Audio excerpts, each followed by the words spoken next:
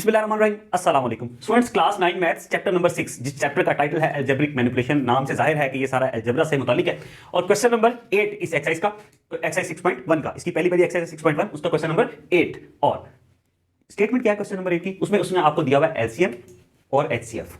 Okay, और जिन दो expressions का, जिन दो टर्म्स का उसने एचसीएफ और एलसीएम दिया है, उनमें से एक टर्म आपको दी है और दूसरी कह रहा है फाइंड करनी है। इस साइड पे क्या किया हुआ मैंने, ये आपको ये क्वेश्चन समझाने के लिए मैंने आपको नंबर की फॉर्म में एक चीज यहां पे राइट की है, ताकि मैं आपको समझा पाऊं कि इस क्वेश्चन में क्या कह रहा है, क्या करना क्या है। ओके, 12 और 18 दो नंबर्स हैं, ठीक है। 12 और 18 आपने पहले निकाला इनका एलसीएम, फिर निकाला इनका एचसीएफ। आइए देखते हैं 12 और 18 का एलसीएम निकालते हैं। 2 के टेबल में 12 भी आता है, 18 भी आता है। 2 6 12, 2 9 18, फिर 2 3 6, 9 नहीं आता, 9 वैसे का वैसे आ गया। अब 3 के टेबल में 3 1 3, 3 3 9, फिर 3 1 ये 1 वैसे का वैसे, और 3 1 3। अब इनका एलसीएम कैसे निकलेगा? इन सबको मल्टीप्लाई कर लेंगे। 2 2 4, ये लिखा मैंने, 2 2 4, 4 3 12, 12 3 36, ये इसका एलसीएम आ गया। किसका? 12 और 18 का। अब निकालते हैं इनका एचसीएफ, 12 और 18 का। ऐसा नंबर जिससे पे ये दोनों डिवाइड हो, तो 2 पे ये भी डिवाइड होगा, ये भी होगा। 2 6 12, क्योंकि कॉमन फैक्टर है ना, एचसीएफ का मतलब कॉमन फैक्टर, जिसपे ये दोनों डिवाइड हो। 2 6 12, 2 9 18। अब 6 और 9 आ गए। अब ये 2 पे तो डिवाइड नहीं होते, सिर्फ 6 होता, 9 नहीं होता।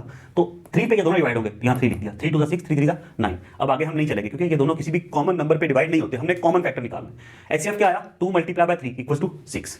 ये बात समझ में आई? एलसीएम क्या था? 36 और एचसीएफ क्या था? 6। आपने इन दोनों के एचसीएफ और एलसीएम, इन दोनों को मल्टीप्लाई कर लें, 36 को 6 को, तो आंसर आएगा 216। ठीक है, एचसीएफ और एलसीएम का प्रोडक्ट क्या आया? 216।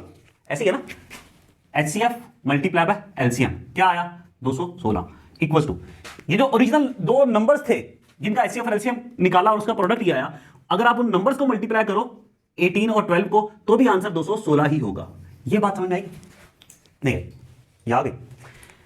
जिनका आपने एचसीएफ और एलसीएम निकाला, एलसीएम को एचसीएफ से मल्टीप्लाई कर दिया, तो भी आंसर 216 आया।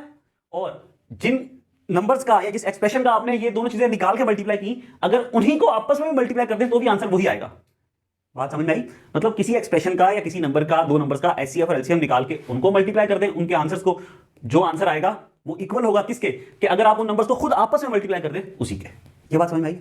अब यही चीज हम यहां करने जा रहे हैं। यहां क्या है? उसने आपको एलसीएम भी दिया और एचसीएफ भी दिया। ओके, इट मीन्स कि हम मल्टीप्लाई करेंगे, हम लिख देंगे यहां, इसका अगर हम सॉल्यूशन स्टार्ट करें स्टूडेंट्स, तो हम लिख देंगे वी नो, हम जानते हैं। क्या जानते हैं? कि एच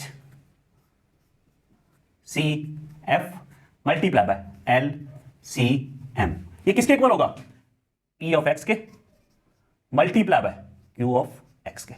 ये बात समझ आई? इन दोनों टर्म्स का, इन दोनों एक्सप्रेशंस का जो एचसीएफ और एलसीएम होगा, अगर आप उसको मल्टीप्लाई कर दें, वो किसके इक्वल होगा? खुद इनके प्रोडक्ट के इक्वल होगा। ये बात समझ में आएगी ना? ओके, और एचसीएफ और एलसीएम यहां हमें दिए हुए हैं। ओके हो गया? अब इसको फर्दर हम आगे लेके चलते हैं। हमें पी ऑफ एक्स दिया हुआ है, क्यू ऑफ एक्स हमने फाइंड करना है, तो जो चीज फाइंड करनी है इसको यहां रहने देते हैं, और पी ऑफ एक्स यहां मल्टीप्लाई इधर आके डिवाइड हो जाएगा ऐसा, और ऊपर क्या आ जाएगा students? H C F multiply by L C M, ऐसा। अब एक्स सी एफ क्या है आपके पास student? X plus 1 into X square plus 1, ऐसा मल्टीप्लाई बाय। एलसीएम क्या है? 2 इंटू एक्स की पावर 4 माइनस 1, ऐसा जी, ऐसा। अपॉन पी ऑफ एक्स क्या है? X cube plus x square plus x plus 1। ले जी, हमने इनकी वैल्यूज पुट कर दी, इससे हम Q of x find out कर पाएंगे, ऐसा। ओके, अब देखिए, ये एक्स प्लस 1 और एक्स स्क्वायर प्लस 1, ये मैंने वैसे का वैसे राइट कर दिया। ओके, मल्टीप्लाई बाय 2 भी वैसे राइट कर दिया। एक्स की पावर 4 को मैं लिख सकता हूं एक्स स्क्वायर का स्क्वायर, ये एक्स की पावर 4 ही लिखा हुआ ना, माइनस 1 वैसे का वैसे, माइनस 1 को लिख सकता हूं माइनस 1 का स्क्वायर, ऐसा। 1 का स्क्वायर 1 ही होता, अपॉन। ओके, अब यहां एक्स क्यूब एक्स स्क्वायर, इसमें कुछ कॉमन आता है जी, एक्स स्क्वायर कॉमन आता है, तो यहां एक एक्स बच जाएगा, क्योंकि 2x कॉमन चला गया, प्लस एक्स स्क्वायर कॉमन चला गया, यहां 1 आ गया, प्लस यहां क्या आया? 1 कॉमन, क्योंकि कुछ भी कॉमन नहीं तो 1 ले लिया, और बच गया x प्लस 1। ये बात समझ में आ रही है ना आपको? ओके, अब आगे लेके चलते हैं इसी को। x plus 1 as it is लिख दिया आपने, और एक्स स्क्वायर प्लस 1 भी एज इट इज आपने राइट कर दिया, multiply by 2 into A square minus B square का फॉर्मूला आपको पता है ना? A square minus B square क्या होता? A plus B into A minus B. तो ये देखिए, ये आपका एक्स स्क्वायर आपका ए है, 1 आपका बी है, A square minus B square क्या होगा?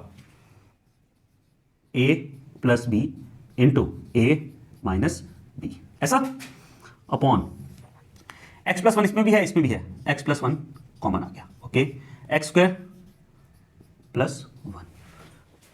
अग्री?